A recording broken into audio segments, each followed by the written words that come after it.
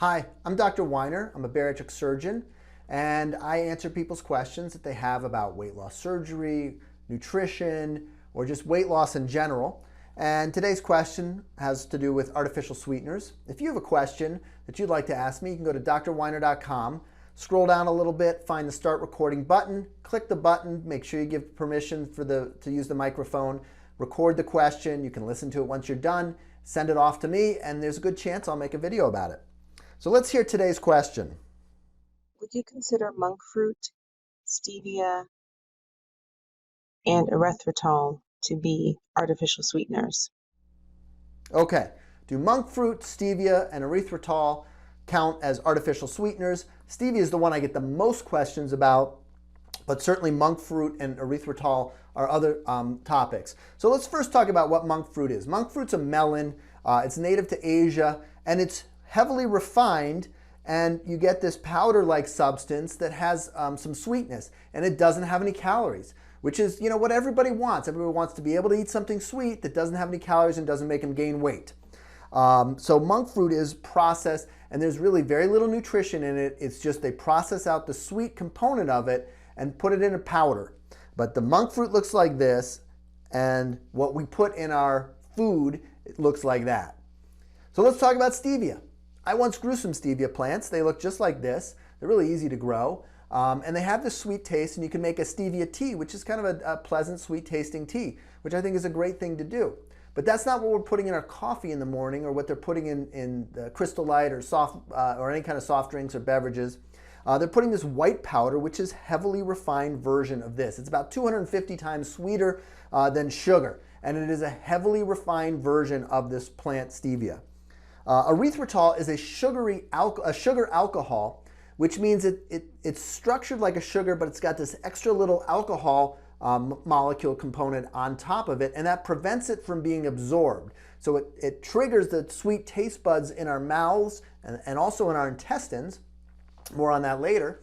But the alcohol prevents it from being absorbed in our GI tract. It actually is about 90% absorbed, and it's kind of excreted directly in the urine. But if you eat a lot of erythritol, that 10% that's not absorbed kind of acts like a bowel prep that you'd have before a colonoscopy, and it can cause a lot of bloating, gas pain, diarrhea. If you've ever had something like eaten way too many artificially sweetened candies and then got a terrible stomach ache, chances are you just ate a lot of erythritol. And it's made it does exist in nature in a lot of foods, but it's typically made from yeast, which is used to somehow ferment this product and create the erythritol. But it is a naturally occurring substance, but it occurs naturally in small amounts in a lot of fruit and other foods, but that's not what we're eating. We're eating this white powder. So I want to talk to you about another substance, a sweetener.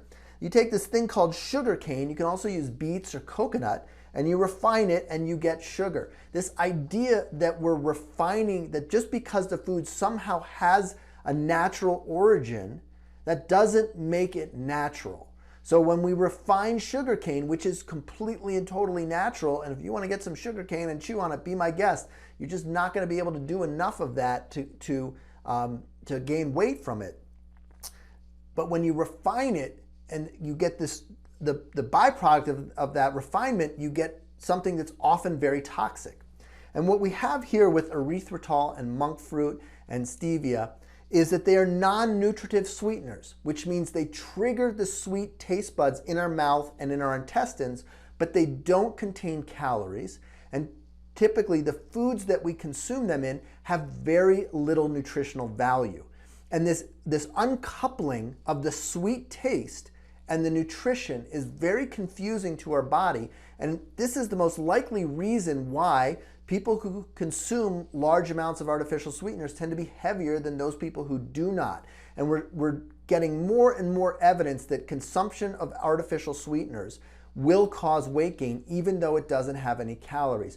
Our body's constantly regulating our fat stores. It's adjusting our hunger. It's adjusting our metabolic rate in response to the foods that we're eating. When we uncouple the taste and the calories, it confuses this system, and it tends to err toward the side of weight gain.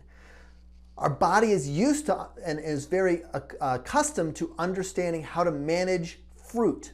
So fruit has sugar, it has real sugar in it, and it has calories, but it also has vitamins and fiber and these magical compounds called phytonutrients that help regulate our metabolism, help regulate our fat stores, and help prevent diseases. And so we understand that our body understands this. You eat an apple, it triggers the sweet taste buds. It says to your metabolism, hey, some food is coming. There's probably some carbohydrates coming. There's probably some vitamins and some fiber coming. So rev up, and your metabolism revs up, and your body adjusts to this food, and it's actually there. It's different than non-nutritive sweeteners. So unfortunately, anything that triggers our sweet taste buds but does not contain nutrition, which is essentially the definition of an artificial sweetener, anything like that will somehow disrupt our metabolism and predispose us to weight gain.